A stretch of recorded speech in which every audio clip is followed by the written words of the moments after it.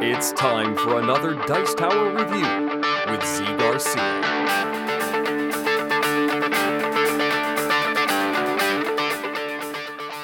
If you're fascinated by mysteries, if you've ever wanted to solve cases like Sherlock Holmes and Watson, then let me talk to you a little bit about Watson and Holmes from the Diaries of 221B. In this game, you are going to be doing that very thing. The game is going to present you with a case. You are going to be moving around the locations and gathering up information, and hopefully doing so faster than the other players, coming out with the answers and the win. I'm going to give you a look at how this works, then we'll come back and I'll tell you if I think it's good at giving you that feeling. Here we go.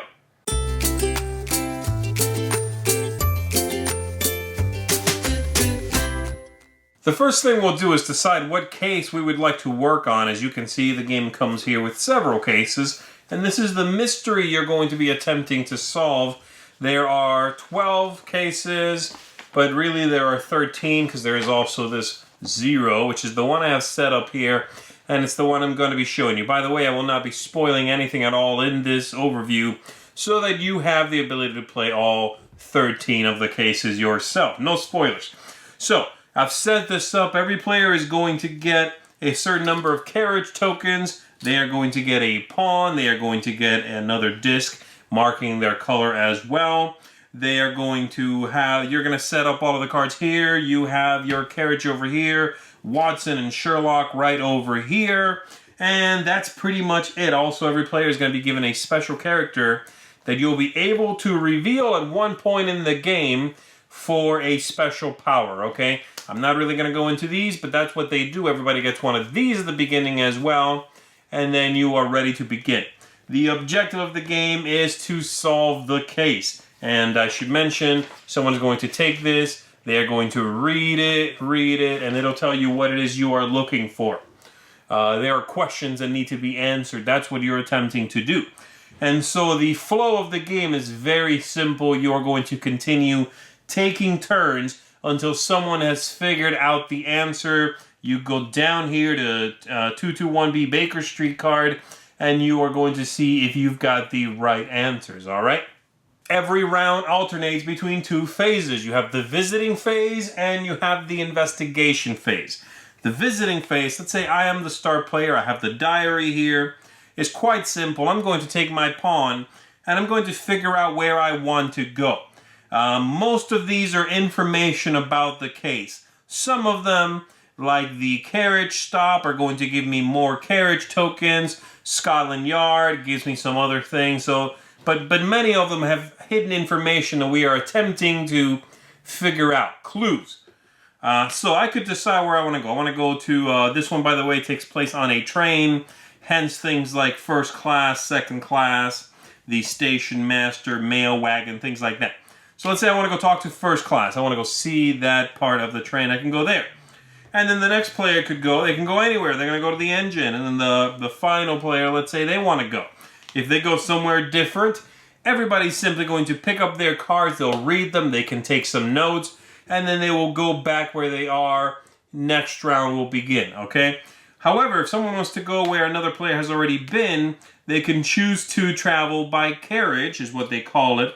And so that player is going to have to spend some carriage tokens, more than the other player.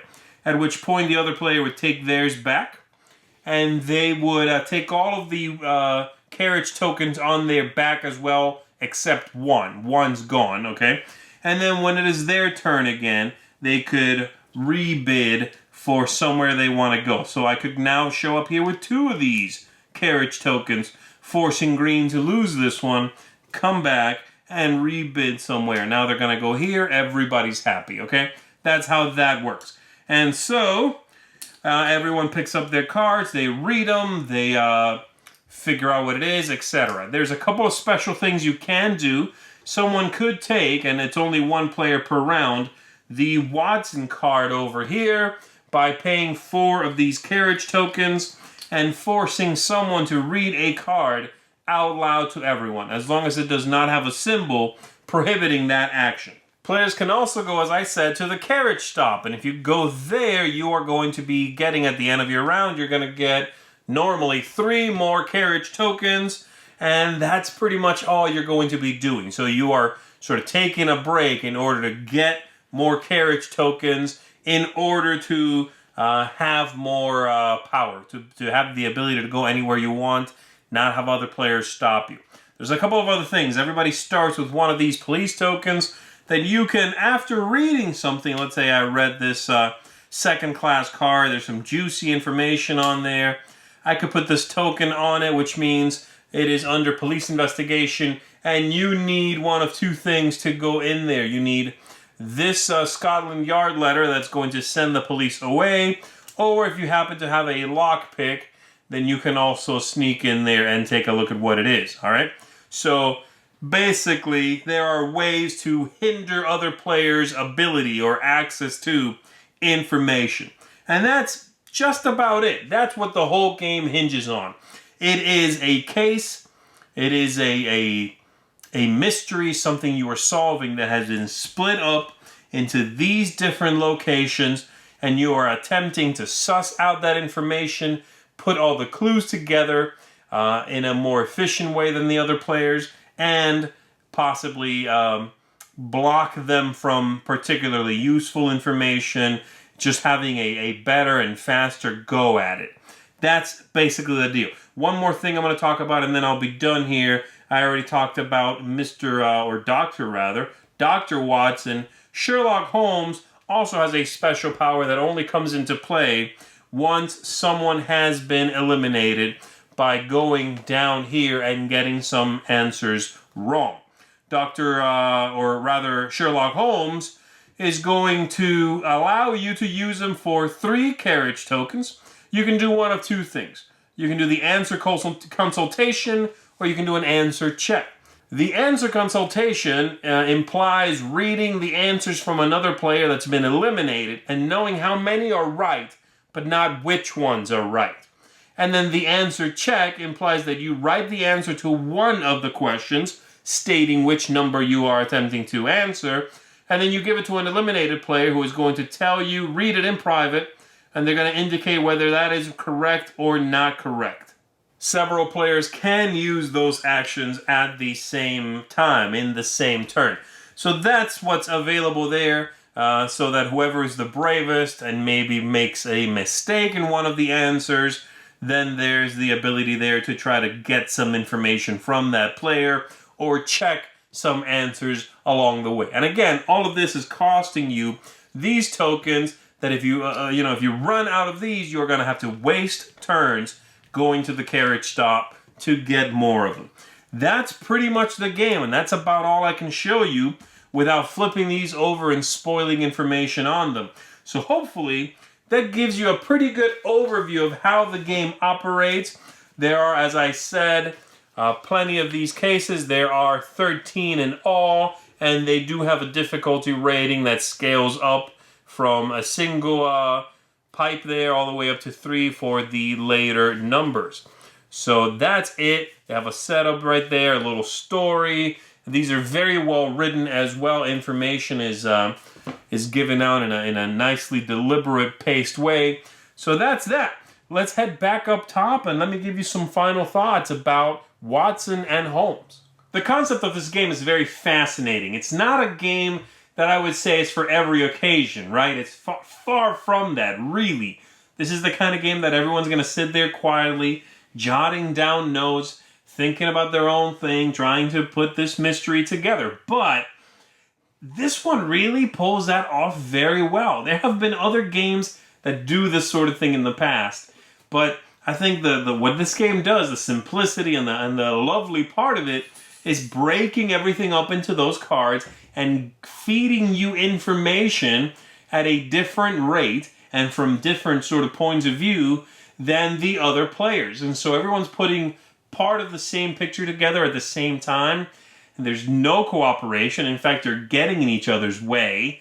And so you're just hoping to figure it all out faster and more intelligently than the other players. It might seem like you all arrive at the answer at the same time, but you do not. And there is pressure there. It's great pressure when you feel like you're wasting a turn getting more carriage tokens, or someone else seems to be taking a lot of nodes and there must be some juicy information there. Or they put that police token on one card and you're thinking, that must be some very important information. Or maybe not. There's all of that in it, and the game really nails that idea. Having said all that, you have to talk about the fact that there's only 13 cases in the box.